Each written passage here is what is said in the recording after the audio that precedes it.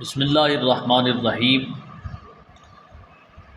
ایک صاحب نے ایک مسئلہ پوچھا ہے کہ اگر بندہ کسی جگہ پہ سفر پہ گیا ہے اور وہاں اس نے کرائے پہ مکان لیا ہوا ہے تو 2-4 دن وہاں رہتا ہے، 300-350 کلومیٹر وہ اپنی جگہ سے وہ دور ہے، اپنے گھر سے دور ہے۔ اس کے بعد 3-4 دنوں کے بعد واپس آ جاتا ہے، پھر کچھ ایام اپنے گھر رہتا ہے، کچھ دنوں کے بعد پھر چلا جاتا ہے۔ سفر میں یا اس جگہ پہ وہ قصر نماز پڑھے گا یا پوری نماز پڑھے گا؟ تو شریعت رسول صلی اللہ تعالیٰ علیہ وآلہ وسلم کا حکم مقدس اور پورا قاعدہ کلیہ میں آپ کو بتاتا ہوں۔ اگر انسان کسی جگہ پہ یہ سفر پہ گیا ہے جو کہ 92.5 کلومیٹر سے زائد ہے، تو اگر اس کی نیت 15 یوم رہنے کی، گھر سے گیا ہے، اپنے گھر سے 15 دن رہنے کی نیت اس کی ہے، تو وہ نماز مکمل پڑھے گا۔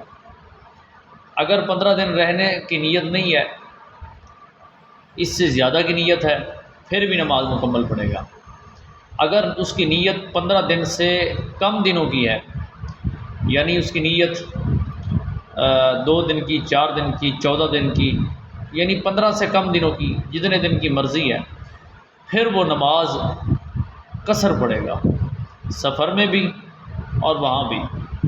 اور اگر وہاں وہ شخص رہا، مثال کے طور پر اس کو معلوم ہے کہ میرا آج کام ہو جائے گا، یا ابھی نماز ظہر کے بعد ہو جائے گا، ابھی نماز عصر کے بعد ہو جائے گا، وہ کام اس کا نہیں ہوا، اسی طریقے کے ساتھ ساتھ اس کو امید لگی ہے اور اس کا پوری زندگی بھی گزر جائے، تو اس صورت میں پوری زندگی وہ نماز قصر ہی ادا کرے گا۔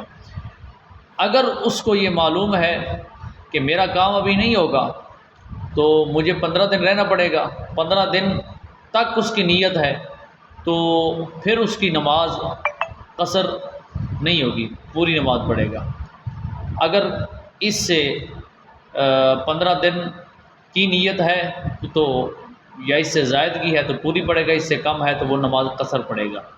اور یہ بات بھی ذہن نشین فرما لیجیے گا کہ اگر انسان حالت سفر میں ہے تو اس کو نماز قصر اس پر لازم ہے۔ اگر وہ سفر کی حالت میں مسافر ہو تو اس حالت میں وہ نماز مکمل پڑھے گا تو گناہ گار ہوگا۔ ایسا ہی کنز الدقائق اور کتب فقہ کے اندر موجود ہے۔